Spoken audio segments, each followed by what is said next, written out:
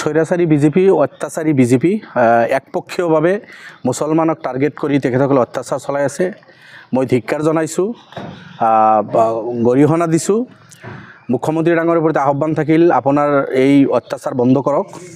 নিৰহ মানুহ, আপুনি আপোনাৰ অন্তৰাত্মাক এবাৰ সোধক যে আপুনি সংবিধানৰ শপত খাইছিল পক্ষপাতিত্বমূলক আচৰণ নকৰোঁ বুলি।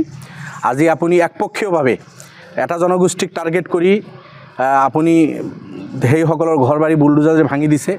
মানুহখিনি ৰাস্তাৰ ভিকাৰী বনাই আছে। আপুনি অসমত এনেই নিবনুৱা সমস্যা বহুত বেছি। ভাৰতবৰ্ষৰ প্ৰেক্ষাপটত যদি আমি চাওঁ, নিবনুৱা সমস্যা বিভিন্ন সমস্যাৰে জৰ্জৰিত ৰাজ্য।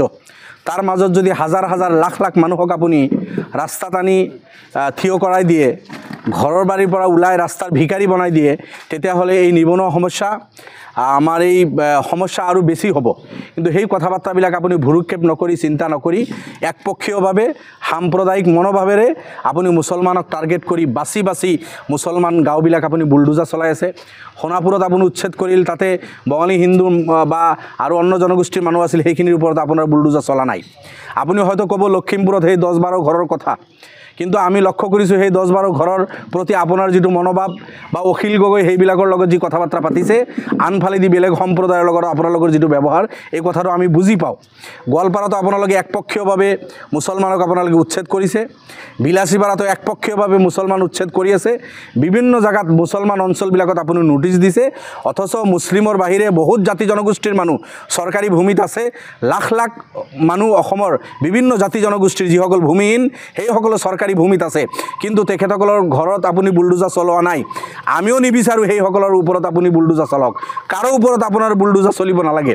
একফালেদি আপুনি বসুন্ধৰা 1-2ৰ যোগেদি কিছু জনগোষ্ঠীক আপুনি মাটি আবণ্টন কৰিছে, মুছলমানক আপুনি 1 বিঘা মাটিও দিয়া নাই।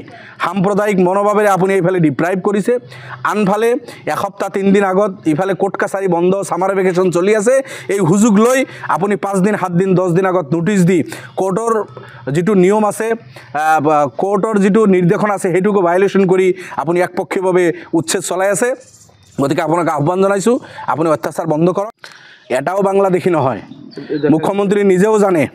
মুখ্যমন্ত্ৰীৰ এই শব্দটোকো আমি কণ্ডেম কৰিছোঁ, ধিক্কাৰ জনাইছোঁ। মুখ্যমন্ত্ৰী বাংলাদেশী খেদি আছে বুলি কৈ আছে। বাংলাদেশী ক'ত আপুনি খেদি আছে? বাংলাদেশীকতো আপোনালোকে বৰপিৰা পাৰি দিছে। বাংলাদেশীক আপোনালোকে ৰেড কাৰ্পেট পাৰি দি বাংলাদেশৰ পৰা অহা বঙালী হিন্দু লাখ লাখ সেইসকলক আপুনি নাগৰিকত্ব দিয়াৰ কাৰণে উঠি পৰি লাগিছে। আপুনি জাতি মাটি ভেটিৰ কথা কৈছিল, আজি মানুহক আবুৱা ভৰি আপুনি পথভ্ৰষ্ট কৰি আছে অসমৰ মানুহক। একফালে বিজেপি চৰকাৰ, হেমন্ত বিশ্ব ডাঙৰীয়া, আপুনি ৰেড কাৰ্পেট বিচাই দি বাংলাদেশীক চিটিজেনশ্বিপ এমেণ্ডমেণ্ট এক্টৰ জৰিয়তে নাগৰিকত্ব দিছে। আনফালে 100 বছৰ আগৰ মানুহ যিসকলৰ কাগজ পাতি ৰেকৰ্ড আছে, এইসকলক বাংলাদেশী বুলি আপুনি আখ্যায়িত কৰি আপুনি বহুত ডাঙৰ এইটো পলিটিকেল অপৰাধ কৰিছে বুলি মই ভাবোঁ। আপুনিও জানে যে এইসকল মানুহ বাংলাদেশী নহয়, মুছলমান বুলিলে বাংলাদেশী নহয়। গতিকে মুখ্যমন্ত্ৰী নিজেও জানে, কথা বাৰ্তাবিলাক জানিও তেখেতে বাংলাদেশী বুলি কৈ মানুহখিনিক অপমান কৰি আছে, মুছলিম জনগোষ্ঠীটোক অপমান কৰি আছে, অসমৰ অসমীয়া মুছলমানক অপমান কৰি আছে, আৰু তেখেতে নিজেও ভালদৰে জানে এইখিনি বাংলাদেশী নহয়। স্বৈৰাচাৰী গভৰ্ণমেণ্টৰ লগত বিৰোধী বুলিলে কি? বিৰোধীটো কংগ্ৰেছ ডাঙৰ বিৰোধী।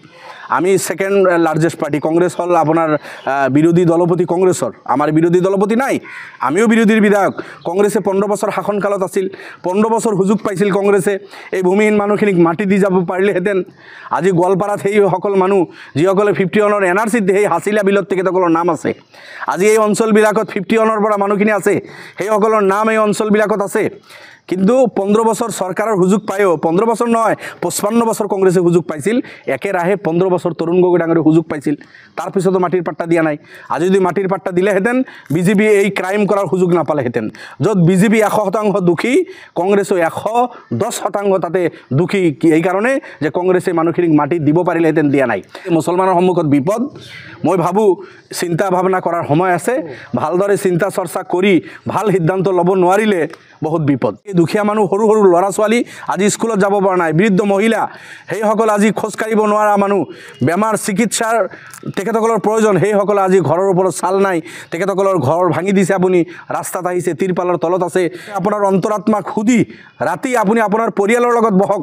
আপোনাৰ ল'ৰা ছোৱালী, আপোনাৰ মা দেউতা আছে, নিশ্চিতভাৱে সেইসকলৰ লগত আপুনি কথা পাতক যে আপুনি যি কাম কৰি আছে, আপুনি কিমান ডাঙৰ অপৰাধ কৰি আছে এই কামবিলাক। গতিকে মই ভাবোঁ আপোনাৰ মা এজনী বহুত বয়োজ্যেষ্ঠ সন্মানীয় হ'বলগীয়া ব্যক্তি তেখেতৰ লগত আপুনি বহিলে তেখেতে আপোনাক পৰামৰ্শ দিব যে হেমন্ত তুমি এই চব কাম নকৰিবা, বন্ধ কৰা। আপোনাৰ ল'ৰা ছোৱালীৰ লগত আপুনি বহক, যে আপুনি বেলেগৰ ল'ৰা ছোৱালীক যেনেকুৱা ৰাস্তাৰ ভিকাৰী বনাইছে, আপোনাৰ এই ল'ৰা ছোৱালীকেইটাৰ লগত বহি সোধক যে আপুনি যি কাম কৰিছে শুদ্ধ কৰিছে নে নাই। নিশ্চিতভাৱে এই সৰু সৰু কণ আপোনাৰ এই ল'ৰা ছোৱালীয়েও ক'ব যে নাই আপুনি ভাল কাম কৰা নাই, আপুনি বন্ধ কৰক। আপোনাক মই অনুৰোধে কৰিছোঁ এতিয়া এই মানুহবিলাকৰ স্বাৰ্থত যে ৰকিবুল হুছেইনৰ লগত আপুনি মুখ চুপতি হ'ব, তাৰ কাৰণে আপুনি হাজাৰ হাজাৰ মানুহৰ ঘৰ বাৰী বুলডোজাৰ চলাই ভাঙিব। ৰকিবুলৰ লগত আপোনাৰ বন্ধুত্ব আছে না দুশ্মনী আছে, এই কথাটো অসমৰ জনগণে জানে। আপোনালোকে ঘৰৰ ভিতৰত বন্ধ ৰুমত বহি আপোনালোকৰ পলিটিক্স আপোনালোকে কৰি থাকক, সেইলৈ আমাৰ কথা বাৰ্তা নাই। কিন্তু ৰকিবুল হুছেইনে আপোনাক চেলেঞ্জ কৰিব, 50 হেমন্ত আহিলে একো ছিঙিব নোৱাৰে। আনফালে আপুনি চেলেঞ্জ কৰিব, তোমাক চাব আছে, তোমাৰ জনগোষ্ঠীৰ মানুহক মই একফালৰ পৰা মাৰিম। আজি ৰকিবুল হুছেইন ক'ত? আজি তেখেতসকল কিন্তু অহা নাই, আজি তেখেতক আমি দেখা নাই। বিলাসীপাৰা আমাৰ বিধায়ক শামছুল হুদা, UDFৰ বিধায়ক, তেখেতে কৈছে মানুহৰ লগত বহিছে, কান্দি আছে, মানুহক তেখেতক সোমাব দিয়া নাই পুলিচে।